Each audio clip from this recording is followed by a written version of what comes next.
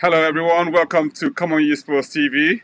Today, we're going to deal with record-breaking transfer window review, the deadline day, and all of the happenings on that day. Even though Spurs didn't do much, well, we did nada actually.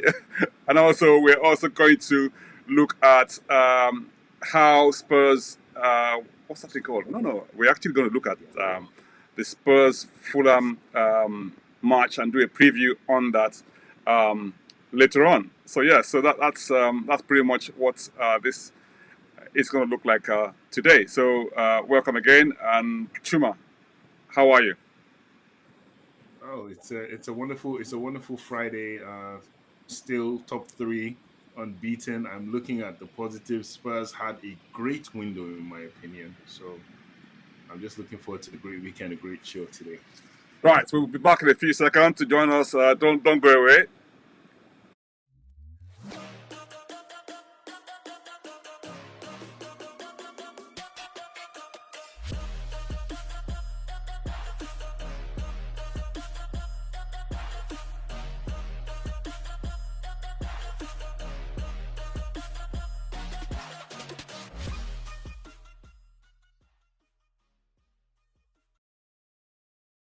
Welcome back, Chuma.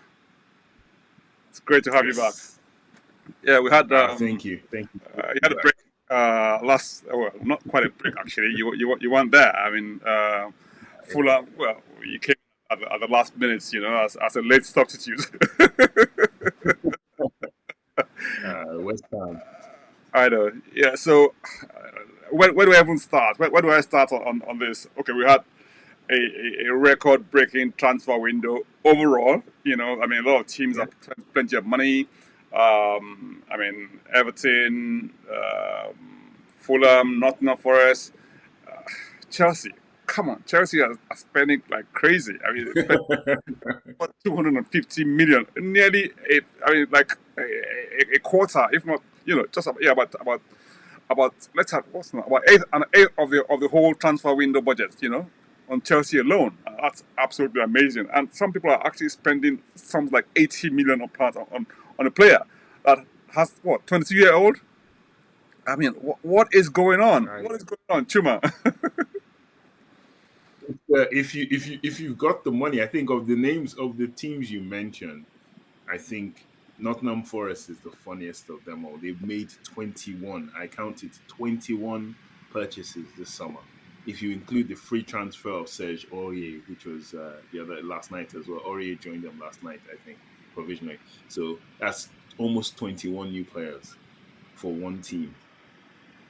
So it's crazy. Chelsea needed to spend because they lost quite a few players, but then it's a new owner, same old Chelsea, still splashing the cash to try and get. But yeah, it's.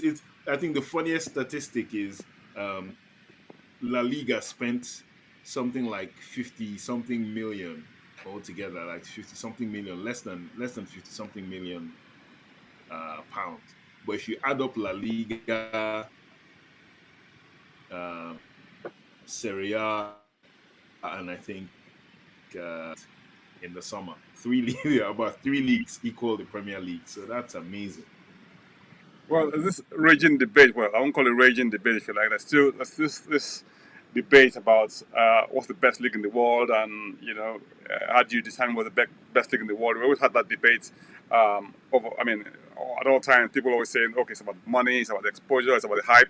The fact that the British press have a lot of what you might call the world media, if you like, especially the English-speaking media part of the world, and English being the dominant language in the world, in most cases, you tend to sort of dominate news features. So because of that, anything that happens in the Premier League invariably gets more attention than other Mm. leagues in the world. Now, for me, that's debatable, if you like. But hey, that's the narrative you keep getting. You know. But back to the transfer window. Now, let's have a look at what we did as Tottenham. Right. If we just sort of let's look at the facts from beginning to the end and say, A, how many players have we signed in this transfer window?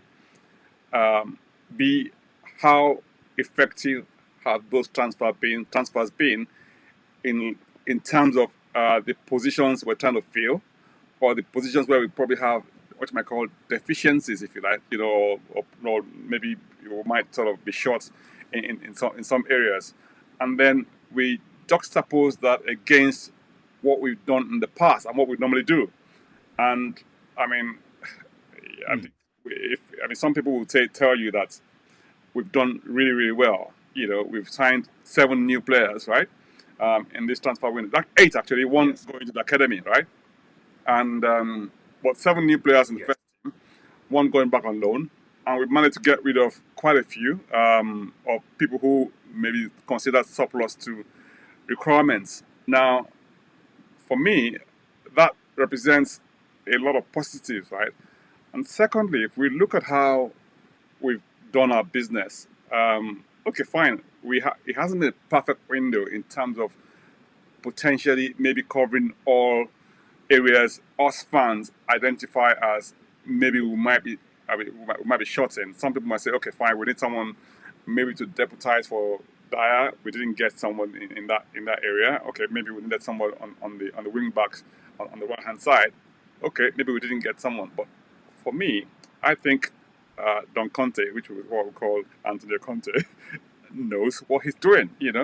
And he did come out and say that, look, it's going to take 2 or 3 transfer windows for him to get to the point where he's totally happy. And you and I know that we've had situations in the past when we had plenty of money to splash around.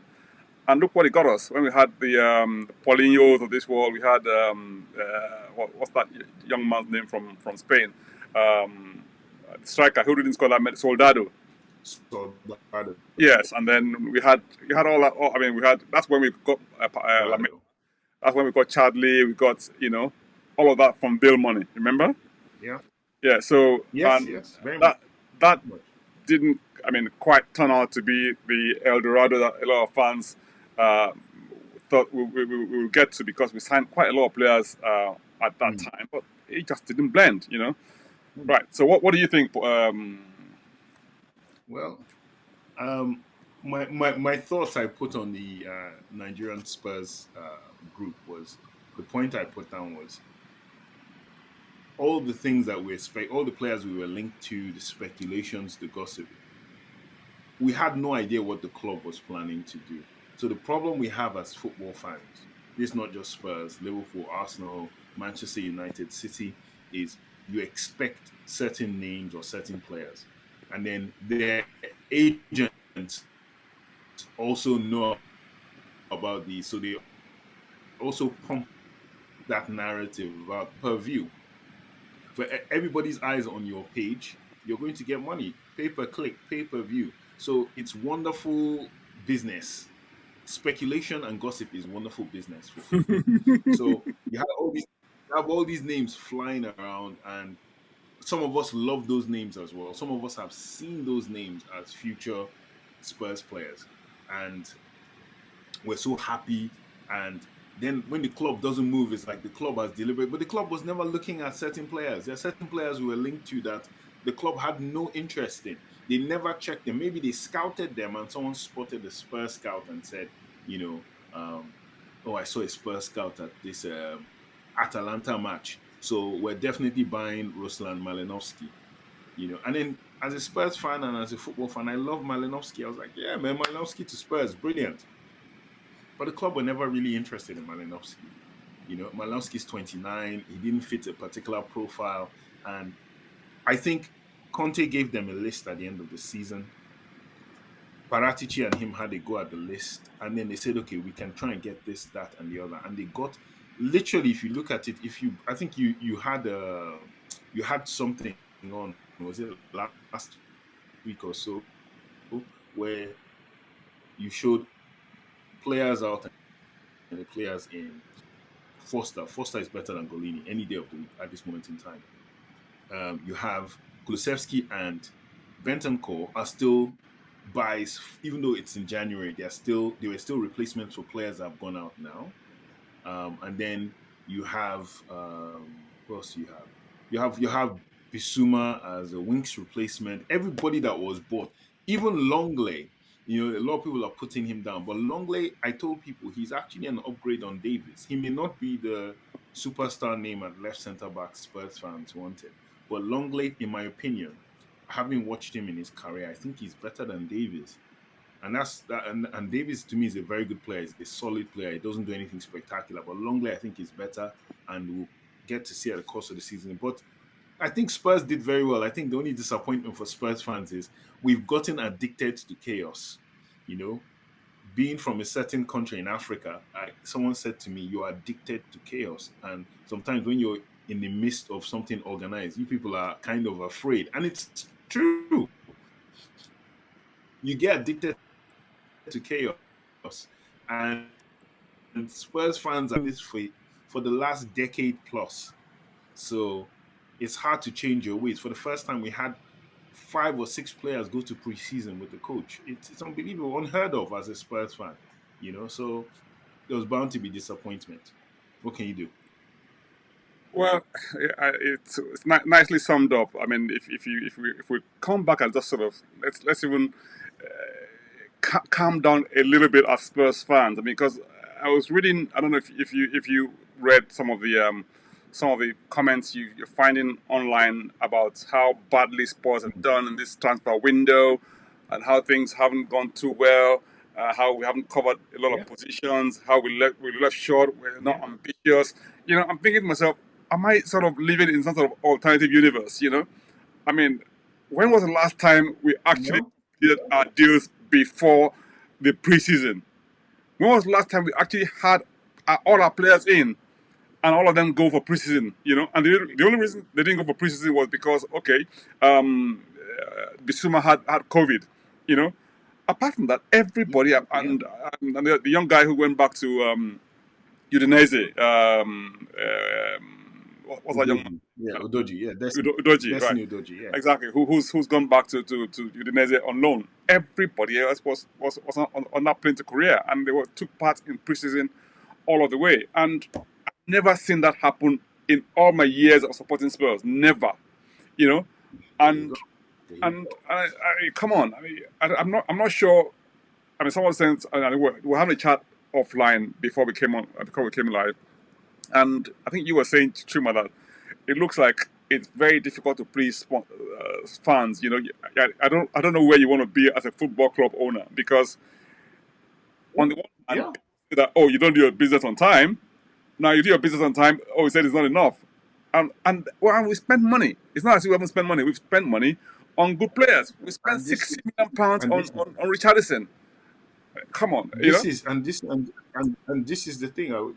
This is the thing. Someone wrote there. It was the club showed no ambition, There and you I go. and I tried to contrast it with the start of the window when we're splashing is when they say finally Spurs are showing ambition. The same fan said finally you're showing ambition with Richarlison. Finally you're showing ambition. You went for Bastoni. Bastoni turned the deal down personally. Inter Milan accepted the money. He said finally you're showing some ambition. All of a sudden now they've changed the story and the narrative to be like, oh well, it's envy looking at Chelsea and saying, "Oh my God, it's Chelsea." But Chelsea is the other way around. They have to blend all these players into the way Tuchel plays in the next couple of weeks and months. There you We're go. not seeing that. We're thinking, "Oh, Chelsea is going to be seamless." And I asked someone a wonderful question. They spent money on Koulibaly, and Fofana just came in for 70 million. And the person said, "Oh, but they just spent 70 million on Fofana. They spent 33 million on."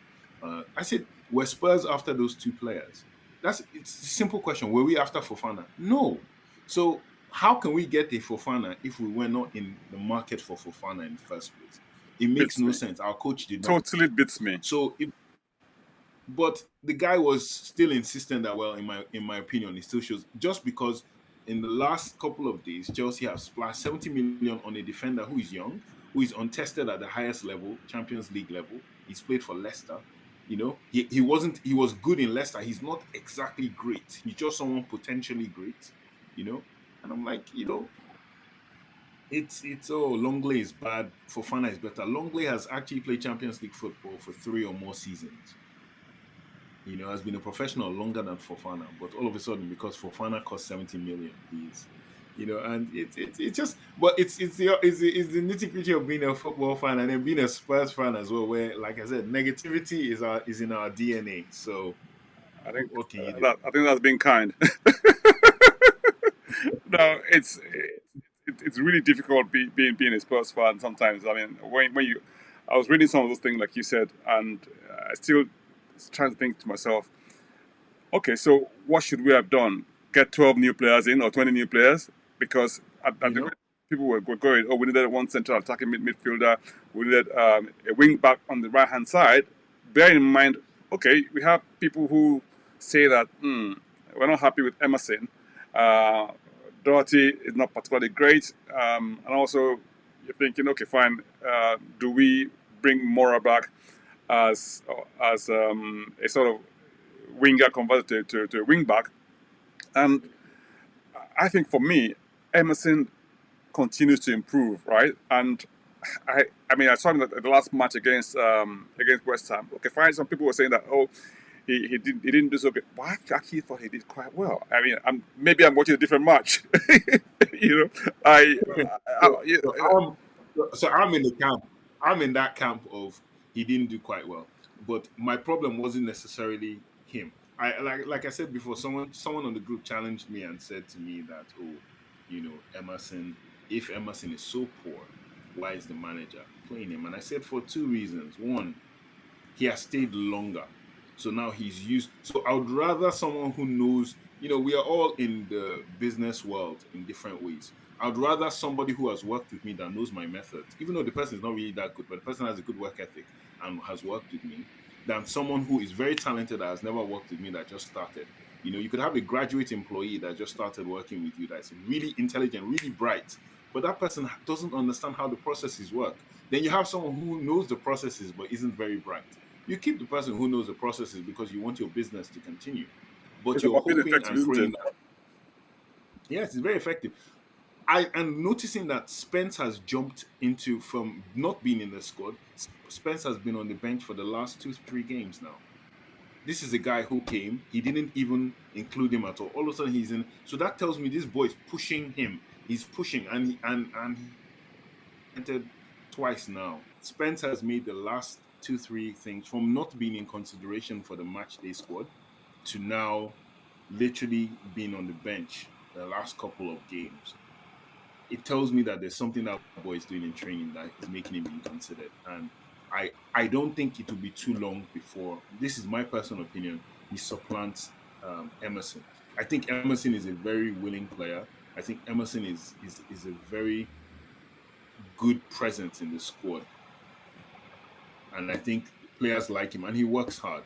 The one thing I've never taken away from him, I've called him all names under the sun, is the guy tries. And you know Conte was a hardworking midfielder, so I believe he appreciates hardworking players, and Emerson is a hardworking player for him.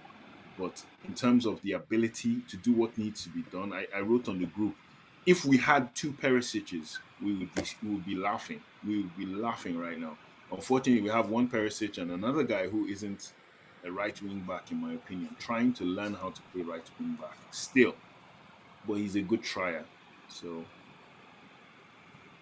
Yeah, I that mean, is so the issue. it boils down to um, as a team owner or as a club, you're never ever going to please the fans. That's just don't even think about it, because if you think if you think you're going to please all the fans, it's almost like it's a waste of time because It is. it just it just never works. So for me, I just think that I mean, if we had to sort of do a rating of how Spurs did overall in the transfer window, on a scale of 1 to 10, 10 being very good, where would you put up a rating? So, I mean, for this transfer window. I, I would say, being that I'm someone who has witnessed the last God knows how many transfer windows, this is an 8.5, almost 9 for me on a personal level, because it was, for me, the aim of, I always insist on preseason. To me, I think, is the most important thing. And the benefits of preseason don't even come at the start of the season, they come as the season continues. All that hard work in the summer, it sets the foundation for the level you have to to exert during the season, and you know what your level. So if you join in on that, you're at an advantage as a player. And Spurs actually did that with most of their buys, virtually all of them. And for me, that's the so I think eight. I'll say 8.5. 8.5 because I still wanted them to replace the said Emerson, and I wanted them to get another attacking midfield player as well. So without those two, it would have been for me if we'd gotten those two, and maybe if we had gotten the left centre back of our choice, I would have said it was a perfect window. But this gives me, I'll say 8.5 for me as a Spurs fan. It's hard to dish that, but it's a fact. I actually feel this is a very, very balanced squad. Right, if you're watching us from wherever you're watching, this is Come On You Spurs TV. Leave your comments below. What do you think, guys out there? How have we done this transfer window on a scale of 1 to 10?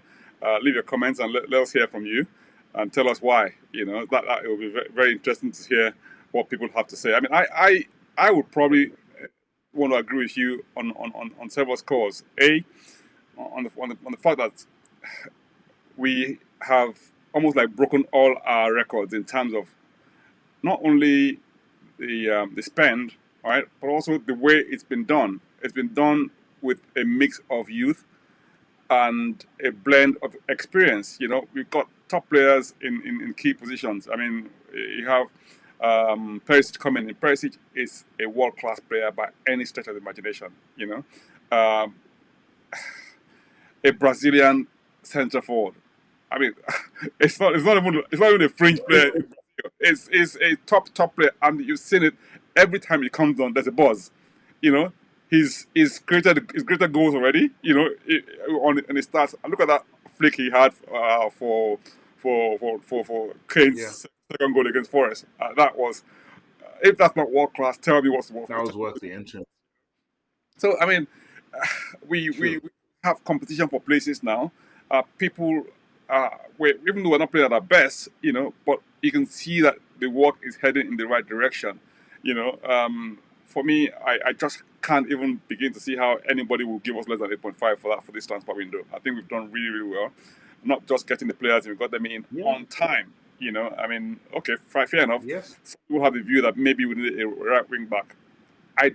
For me, I think Spence coming in is what they had in mind to fill that position. Now, if we had that already, I think that position is filled.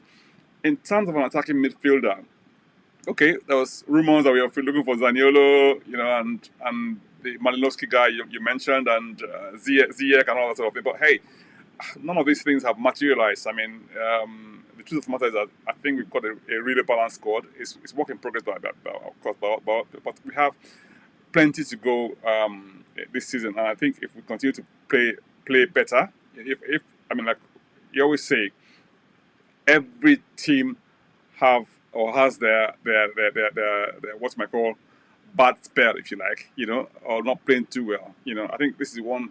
I think we're having our own relatively bad spell early doors, you know, and doing well while having that exactly, and doing well while having that bad spell as well. So I'm You looking could forward never to. say label Spurs. Yeah, you could never label that at Spurs in the past. Absolutely. So here we go. Yeah, so in the past we've labored and lost. We always labored and lost. We never ever labor and win in the past. Now we're laboring and actually winning and getting the point on the board. So we remain unbeaten, and that's been a very, very good thing for us. Thank you so much for joining us, Chuma. And the next episode we'll be looking at how Spurs did on. Sorry, how we're looking forward to the match against Fulham. Thank you for joining.